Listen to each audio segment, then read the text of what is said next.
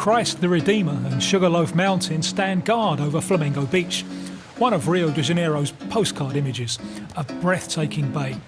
But going into the water is not advised. This French tourist did it, but only once. We were pushing pieces of rubbish around. We thought we'd go for a swim. But now when I need to cool off, I go to the showers. They're a bit further away, but at least there's no rubbish.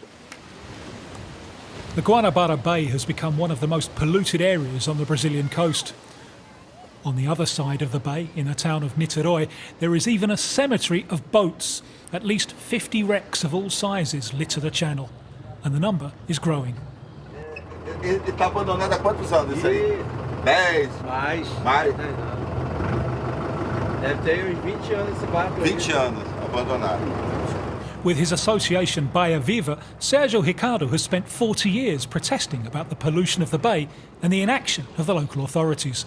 Like the company that manages Rio's water and sewage, privatised 2 years ago and which had promised to invest more than 500 million euros to clean up the bay. Certamente vazou e talvez. These boats have all already or are still leaking fuel, diesel, heavy metals, toxic substances into the environment. The graveyard of boats has socio-economic, public health and marine life impacts. E também a vida marinha. Wrecks are only the tip of the iceberg.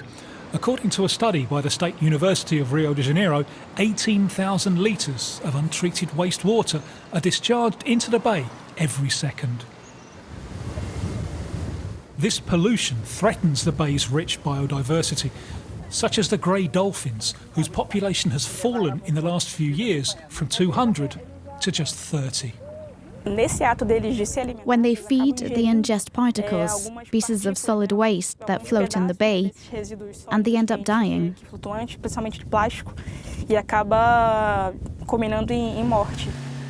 This team of biologists from the Guardians of the Sea Association have gone to the mangrove swamps that border the bay to what they call the island of waste. Hundreds of tons of rubbish accumulating for decades. The swamp is totally covered by this amount of solid waste. Uma quantidade de resíduo sólido muito grande.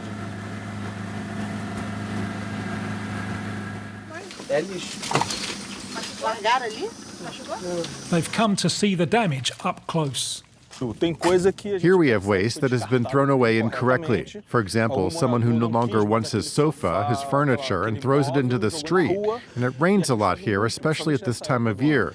The floods carry the waste to the rivers and then eventually to the sea. All this rubbish is going to be removed. Up to his thighs in mud, Rodrigo finally has to turn back.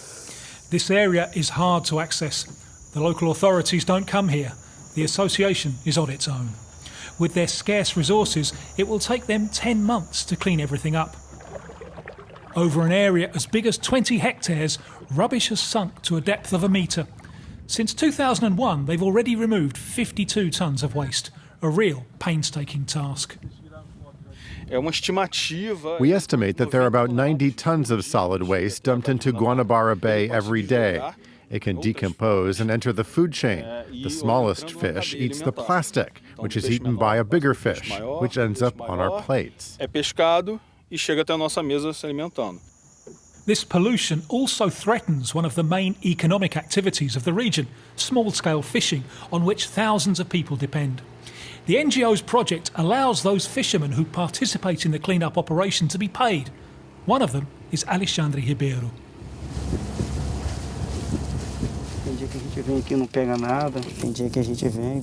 There are days when we come and we don't catch anything.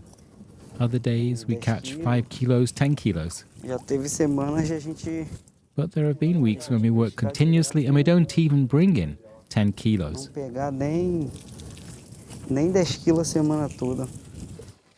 Half of the fishermen from his community have left the region.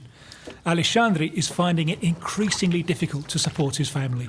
But giving up is not an option. I was born and raised here. I'm younger than many others and hope that the situation will return to the way it used to be. A very slim hope. Guanabara Bay has lost 60% of its original swamp area since Brazil was colonised. but it's an essential ecosystem and a breeding ground for many species. Swamps filter contaminated water. The Guardians of the Sea have already replanted 40 hectares. This replanting will allow the return of typical swamp vegetation, and this vegetation will lead to the return of all the crabs and other animals that live in the swamp and contribute to the general improvement of this ecosystem.